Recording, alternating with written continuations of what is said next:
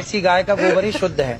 लेकिन ऐसे देखकर पता नहीं चलता। ये पता चलता उसके भी गुण होंगे, पर वो यहाँ पे अब कहाँ लिबर्टी ले आए हम आपके बीच में। तो ये क्या ये इसको जैसे अगर कोई आपके जितना जानने वाला नहीं है, उसको शुद्ध के बारे में पता नहीं है, शुद्ध देसी आपने कहा गोबर का इस्तेमाल करो, वो उसका इस्तेमाल क्या सौंदर्य प्रसाधन में कर सकता है? शुद्ध देसी गाय, भैंस का नहीं और जर्सी का नहीं, जर्सी का तो बिल्कुल नहीं, भैंस का तो बिल्कुल नहीं, केवल शुद्ध देसी गाय वेद लक्षण, उस गाय के गोबर में गुण है, उस गाय के मूत्र में अर्क में गुण है, सबके मूत्र में गुण नहीं है।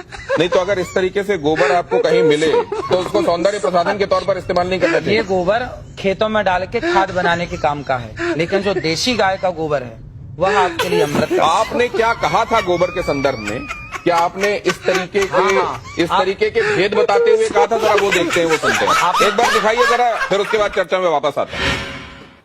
आपने कभी गाय के गोबर से अपने मुंह को धुला? नहीं।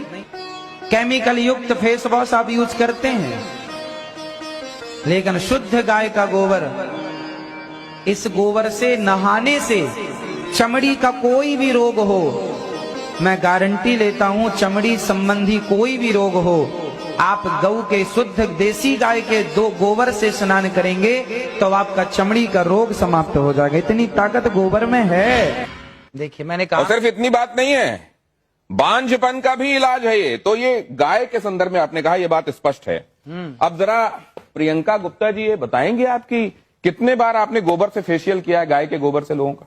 हाँ सर, मैंने तो आज तक जो मेरी इंडस्ट्री है इसमें मुझे कहीं पे भी पढ़ाया और सिखाया नहीं गया कि गोबर से आप फेशियल कर सकते हो या गोबर से अपनी स्किन को चमका सकते हो। और जैसे कि बाबा जी बता रहे हैं, और अगर ऐसा है तो इसके ऊपर रिसर्च जरूर करना चाहिए।